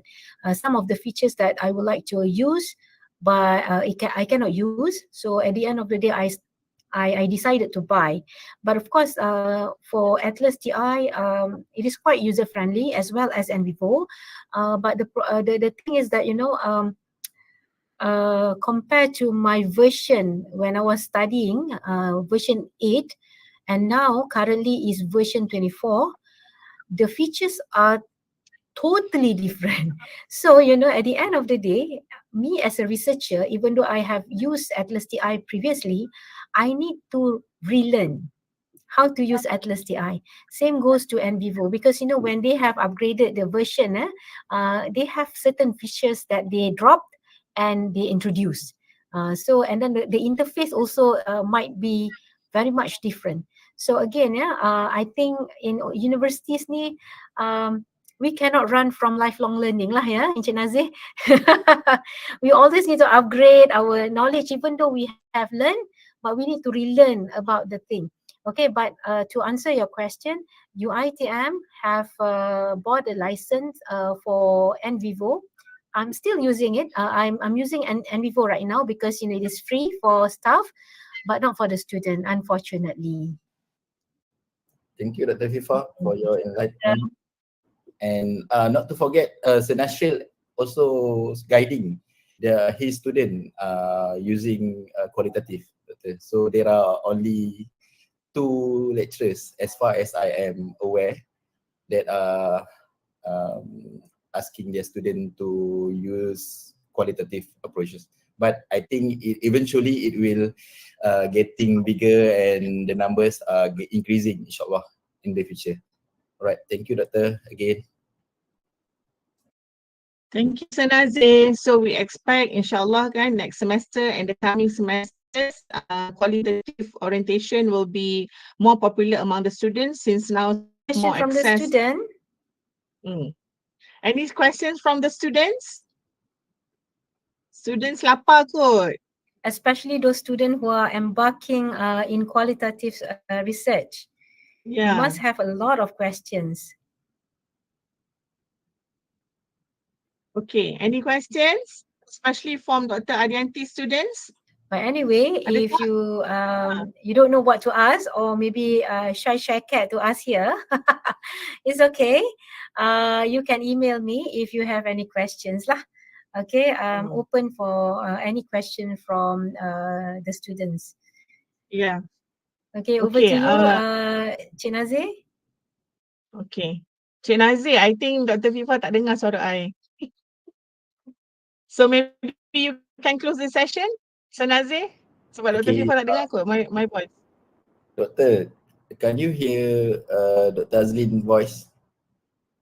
No, I can't. Okay, all right. So let us call it.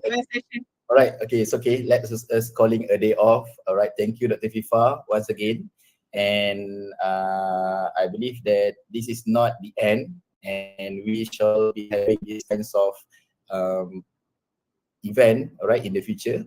And I hope that all of you are also benefited from this session. And we calling a day off with Surah Al-As and Tasbih Kifarah. Thank you, Doctor, for your sharing this morning. Most welcome. Thank you for having me. Okay.